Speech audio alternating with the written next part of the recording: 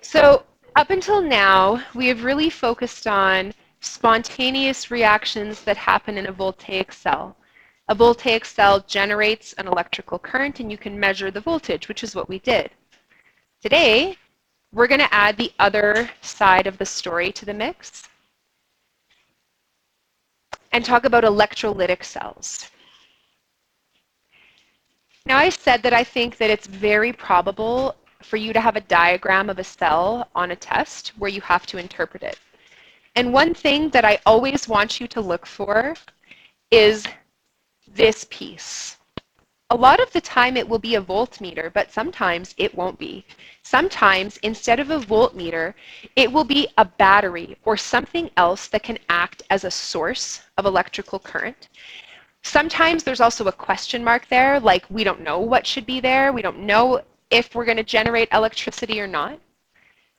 But just that piece of the picture tells me, without looking at anything else, that this is an electrolytic cell, not a voltaic cell. And sometimes that little clue, a battery instead of a voltmeter, so instead of having the V or a picture of a voltmeter, that can tell you what's happening in the cell.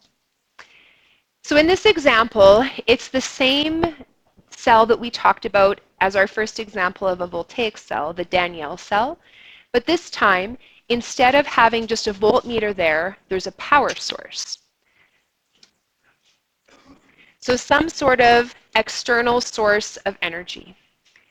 There are a lot of scenarios where we would like to make a reaction happen that isn't actually spontaneous for a variety of reasons. But in a lot of cases, it could be because we want to reverse the reaction of a voltaic cell. So perhaps you look at this and you're like, great, this is some beakers with a salt bridge. Like, when am I ever going to use this? But I bet you have all used an automobile at some point in your life as a passenger or a driver. And reversing the reaction of a voltaic cell is something that you definitely want to do in your car. In your car, you have a battery. You need the battery to start your engine. While your engine is running, the alternator charges your battery by reversing the reaction that happened in the battery. If that doesn't work, your battery will die and you will be stranded on a dark country road between St. Albert and Fort Saskatchewan in the middle of the night with no gas. May have happened in real life. I know, doesn't it? I wonder who it could be. And then a farmer comes to pick you up, but you don't know if it's a farmer or a murderer, so you just cross your fingers and hope that it's a good guy. Yeah, luckily, because I didn't have a cell phone, right? This is like 1997. I didn't have a cell phone at this point, so whew, lucky. Now here's what's happening. If we swap out the voltmeter for a source, something that can generate its own electrical current, it can pull electrons from copper and force them to go towards zinc. We're basically forcing the oxidation of copper and the reduction of zinc. So one scenario where it would be an electrolytic cell is where we're trying to reverse a voltaic cell that had been operating. So if this was the case, please notice a few things that are true. There are the electrons. Here is the cathode. They are still going to the cathode. All we've done is swapped which thing the cathode is by adding this external source to convince the electrons to go the other way. If this was the scenario, we would see copper get oxidized into copper 2+, and zinc ions get reduced into zinc. We would see the zinc electrode get bigger and the copper electrode get smaller, which is the opposite of what happened in a voltaic cell.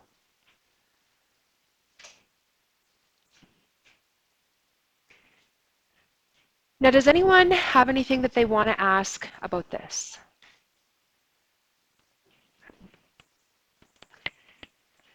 So there is a spot in your study guide where I have filled in half of this little chart so that you can jot down what the other half is. So I'm just going to pause my video here and then make the screen bigger again, because I know. So I just want to go over a couple of these things. I'll move my chair here. If you compare what's happening in a voltaic versus an electrolytic cell, there's some things that are the same.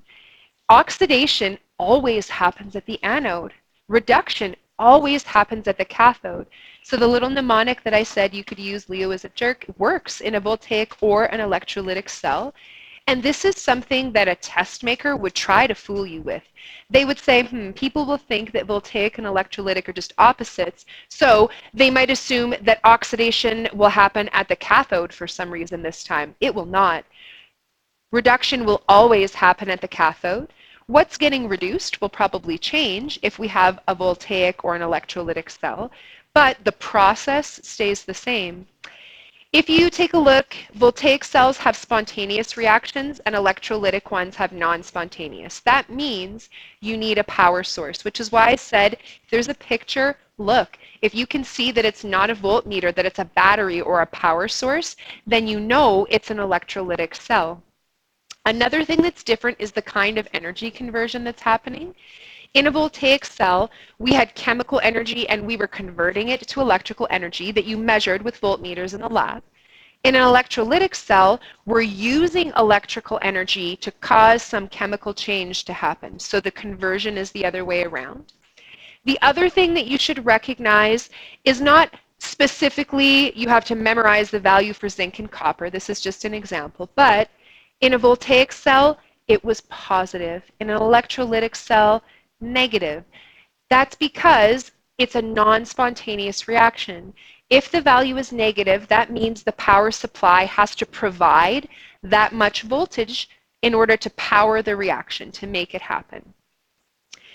Now, it would be probable for a question or two to ask you just to compare a voltaic and an electrolytic cell. What are their differences? I also think it's probable for us to give you a cell where we haven't identified whether it's voltaic or electrolytic and to ask you which one it is. Okay, that wasn't important enough. We'll just keep going. Now we are going to do a little demo here, which you'll see is up at the front, where we're going to do the electrolysis of a solution. So I'm going to add an electrical current to a solution to try to make something that is non-spontaneous happen. So before we do this, I'd like everyone to take a few moments and think about, if we have potassium iodide, first, what will be my oxidizing agent? What will be my reducing agent? In other words, what's going to happen at the cathode and the anode? And what we might predict at both the cathode and the anode. Now, when we're thinking about what the oxidizing and reducing agents are, I'm still picking the highest thing on the left as my oxidizing agent and the lowest thing on the right as my reducing agent. The difference here is that the oxidizing agent won't be higher than the reducing agent. It won't be a spontaneous reaction. So I'm just going to pause here and let everybody think, oh, just a minute, about, oh, spoiler alert. All right. We're going to talk about this a bit because I want to make sure everyone at least has the correct half reaction at the anode and the cathode. So as I walked around saying the word water a gajillion times, maybe that clues some of you in, that whenever you're determining what your oxidizing and reducing agent is, whether it's a voltaic cell, an electrolytic cell, or just a redox reaction, the first thing that you should do is make a list of the substances that you have. You have K positive, because this was an ionic compound. You have I negative, and you have water, because it was aqueous. Now, most of the time, water did not make a difference, but now, especially when we consider electrolytic cells, we really have to consider its position. When you look at your data table, make sure that you're picking your oxidizing agent from something you actually have on the left. You do not have solid I2. I didn't put any in there. I had potassium iodide. It was a powder. I dissolved it in water. That's all that I have in the container. So if I look at the side, I can either pick K plus as my oxidizing agent, or I could pick water as my oxidizing agent. Which one is better? Water is better than potassium ions. So in my data booklet, potassium is the second last one, and water is several places higher. It's a better oxidizing agent. So at the cathode, where the oxidizing agent goes, I'm going to put water's half reaction. So because it's the cathode, reduction is what's happening. So I'm just going to copy what it says in the data booklet.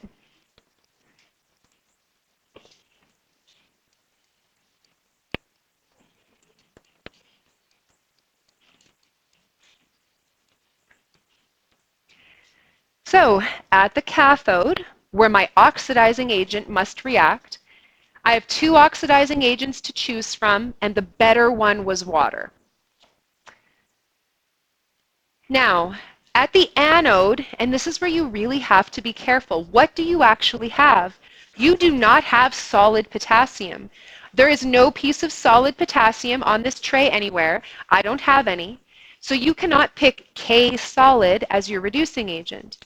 If you look, your choices are I negative as the reducing agent or water. Now in this case, I'm looking for the thing that is the lowest on the right, and I negative is lower than water as a reducing agent, so my iodide ions will be the reducing agent. At the anode, I write my reducing agent's reaction backwards, because right, the data booklet is reduction and I want oxidation.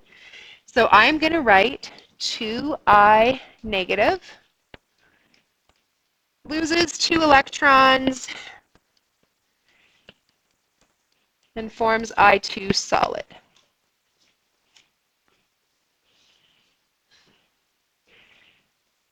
Now, does anyone have any questions about how I picked the oxidizing and the reducing agent? This should be the plan every single time. List the things that you have. Oxidizing agent, highest on the left. Reducing agent, lowest on the right, if ever you have to decide. Now, if I consider the cell, the net reaction that's happening, they both have 2 electrons, those reactions, so I can add them together. That means overall, I have 2 molecules of water, 2 moles of iodide ions, and I am producing H2 gas. 2 hydroxide ions and I2 solid. So, yeah. So I was looking at my data booklet, and I always want to pick the oxidizing agent that's the highest on the left. When I identified where potassium was, it's like the second last one. And if I look, there's water, like about 8 steps higher than it as an oxidizing agent. Water was present, and I know it was there because it was aqueous. So anytime a solution is aqueous, water is automatically present. In most of the reactions we saw way back in like lesson 4, it didn't matter. Water was never a better oxidizing agent than some of the things we were using. But in the case of electrolysis, it will happen sometimes where water is actually higher than the metal ion that's part of our compound and will be the oxidizing agent. So because water is higher, it will do a better job of taking electrons than potassium will. Does that make sense? Okay. Anyone else have questions there that they want to ask? So if I look at what my products are, hydrogen and hydroxide are being produced at the cathode. So what would I expect? I would expect to see gas bubbles, and I would expect to see the pH increase. So perhaps you've noticed, but here's phenolphthalein. It's an acid-base indicator that turns pink when there's a base. And I added some drops of phenolphthalein to my container. And when we start running the cell, it's actually already started happening on one side. But we will see that that indicator will really turn pink. When we look at the anode, I can see a solid being formed, so a precipitate. So we would expect to see all three of those things happen when we operate the cell. Now, I've said that the cell potential is 1.37, and I'm asking, positive or negative? Negative, because this is an electrolytic cell, and I'm going to add a power supply to make it happen. So I'm just going to push this over here a little bit and plug my power supply in.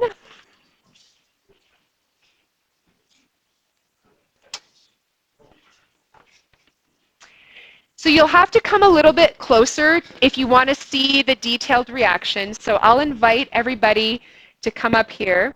I'll pause this little video for a minute while we do. Now, what we just observed, the fact that water acts as the reducing agent, is something that people didn't always realize was going to happen. So back in the day, people were trying to reduce ionic compounds into solid metals. Solid metals were in high demand. And so people took aqueous solutions that we knew contained ions and tried to reduce those to get pure metals. So there was a guy, Sir Humphrey Davy. He was trying to produce a solid metal. So his basic principle was something like this. He was taking whatever metal it was. I just put an M, that's not a real element on the periodic table. We were trying to reduce the ion to make the solid metal. The most common way to do that was in an aqueous solution. So you have something like a salt that's dissolved in water, and you want to reduce it. So he said, cool, I'm just going to use electrolysis, and I'm going to drive the reduction of those metal ions. For example, I'm going to take sodium chloride, that's salt. If I use electrolysis, I should be able to reduce those sodium ions and get solid sodium. So this is what he hoped would happen. Now, is this what actually happened? Well, let's look at our data booklet and see what should happen based on what we know now. Now, if we look, please locate sodium ions as an oxidizing agent. They are way down here at the bottom. Are they higher or lower than water? Lower, so water should take the place of sodium.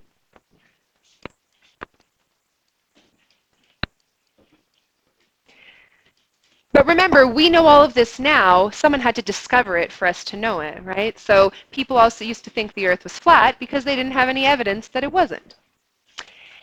Now, if we take a look at the anode, he wanted chloride ions to be oxidized into chlorine gas. If I look at the data booklet, let's find chloride ions.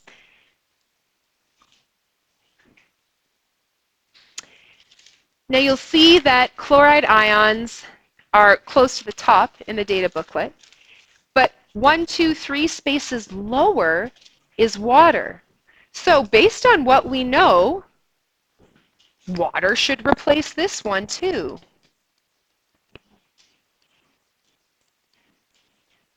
So he thought one thing would happen. I'm saying based on our data booklet, we would predict something else. Here's what actually happened. Chlorine gas was produced at the anode, and hydrogen gas was produced at the cathode. What? What? That's not what anybody said would happen. Now, if we compare his predictions to ours, Sir Humphrey Davy predicted that this would happen, even though we just said, no, that's not what should happen based on the data booklet. So that's super weird. Then we saw that hydrogen gas was produced at the cathode. Well, that actually makes sense based on what we predicted. So I'm going to give us one and Humphrey Davy one. Now, he was actually right by accident. We were right on purpose. But like I said, he is several years our predecessor and had to figure things out for us. So that's what he thought would happen. We said, based on the data booklet, water should have actually replaced both of them. Here's what actually happened. This is called the chloride anomaly. Water is a stronger reducing agent than chloride ions.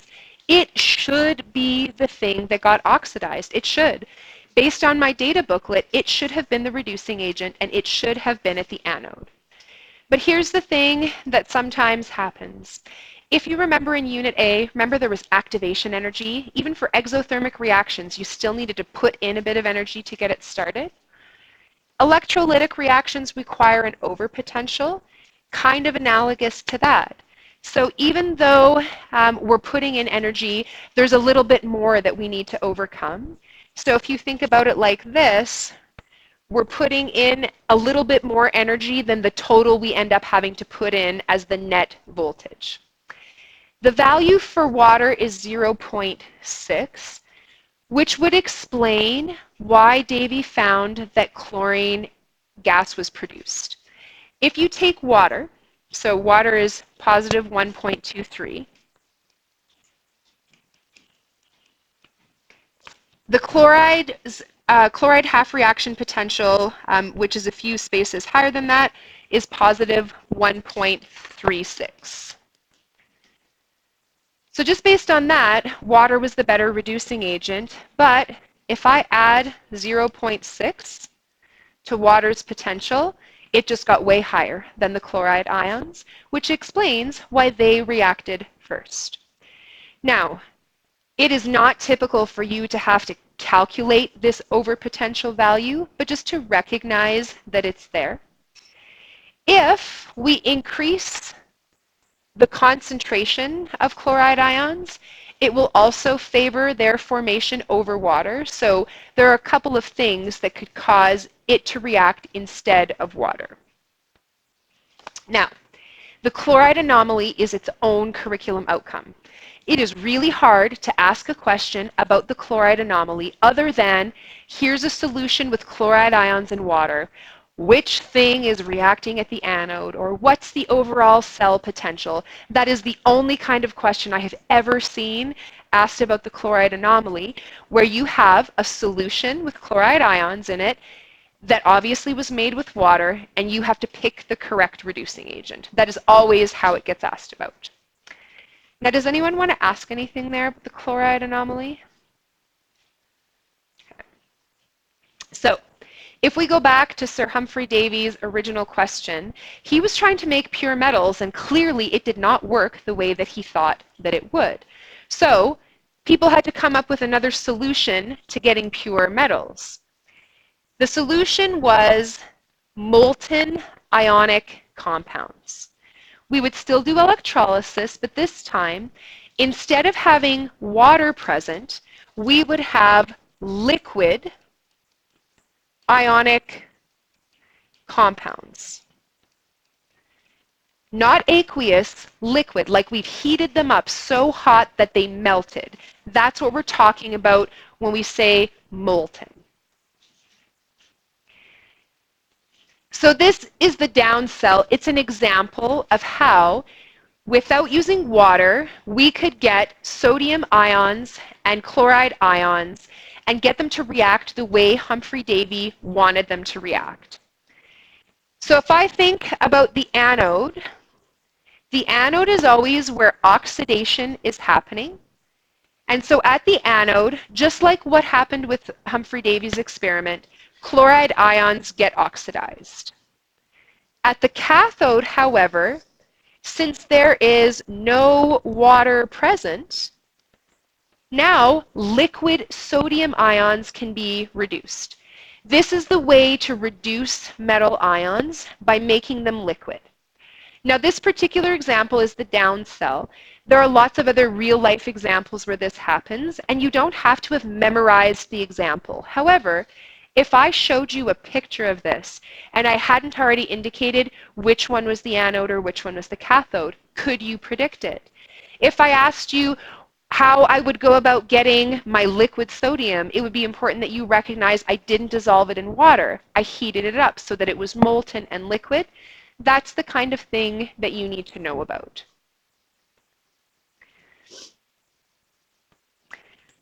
Now, the other thing that's a common application of electrolysis is the idea of refining a metal. Refining is where essentially we are purifying. So perhaps we found a chunk of metal people were mining, and there were a bunch of other types of metal that were parts of it. Electrolysis can help us refine a metal and get the most pure version possible. So in the example, I'm talking about refining copper, but we could swap out copper with any other metal and the same principle would apply. The anode would always be the impure metal, and the cathode would always be the pure metal. In this case, impure and pure copper, because that's the metal we're trying to refine. Now we know that we are going to oxidize what's going on at the anode. So that means the solid metal that is making up the anode is going to be oxidized, and all sorts of ions are going to go into solution.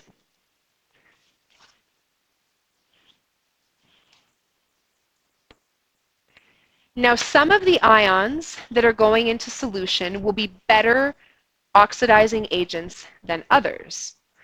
The reason that this will work for something like copper is because it's a good oxidizing agent. So when I come over here to the cathode, where reduction is happening, the same principle applies. The best oxidizing agent is the one that's going to react. So over here, the best oxidizing agent, Cu2+, reacts first. Other metals like zinc and iron are lower in the data booklet, and they're not as good of oxidizing agents as copper is, so copper is the one that will be reduced. Now, the whole principle here is that we need to force the oxidation of all those metals at the anode. And so when we hook up our power supply, we would sort of reverse the direction of the flow of electrons from what might normally be happening. Now, when you're looking at the picture, please remember that because the anode is losing electrons, it ends up with a net positive charge. Because the cathode is gaining electrons, it ends up with a net negative charge. So when we're refining metals, the same thing happens as in any cell. Cathode is always reduction, and anode is always oxidation. Right, that is where we end this.